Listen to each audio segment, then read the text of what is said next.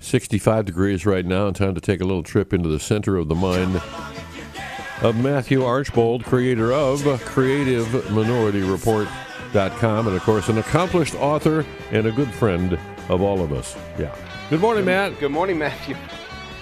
I am doing very well. I hope you guys are.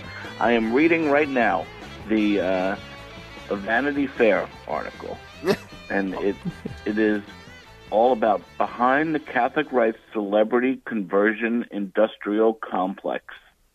Wow. And it is very, very concerned that too many influencers are turning to the Catholic Church. And Vanity Fair is wondering what is going on because they do not like it. Wow. That's amazing, honestly. It really is. And, we talk about this all the time. Things get dark, things get apocalyptic looking, and then we always talk about, but things are happening out there, and we all feel it. We know it. Yeah, in the words of Narnia, Aslan is moving, and it really is an exciting moment we're living in, and it's such a small, it's like a little tiny bubble of hope. That something is happening, but something is truly happening. I mean, in the last 2 years, I was just looking at this article.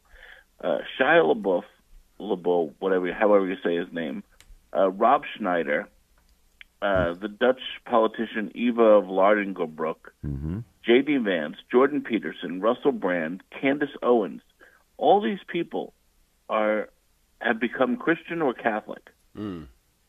Yesterday, Jack Posobiec was on a tour with Tucker Carlson and Alex Jones, and at the end of it, he gave them rosaries. Oh, wow! And both men seemed genuinely moved by it. Really? And it really is like people are recognizing the moment finally that they're recognizing that the only hope we have is the Catholic Church. And it's a pretty amazing moment. It really is. You caught me on a good day here. I'm feeling good. Look, if Vanity Fair is worried, we're doing a good job. Yeah, that's Something right. good is happening in the world. Yes. And we've been promoting it all show long. That Sour Matthew's coming up in just a few minutes, and this is not sour at all. This is very encouraging. And I would say this, and the explanation, the Scripture says that where sin abounds, grace abounds all the more. If we are in an unprecedented time of sin, which I think we might be, then we must be in an unprecedented time of grace. And that's how I explain your presence on the earth right now. It's this unprecedented time of grace that has brought us Matthew Archbold. That's right.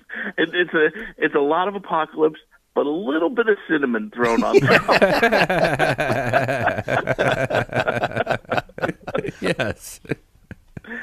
It's like a pumpkin-flavored apocalypse. Yes, that's right.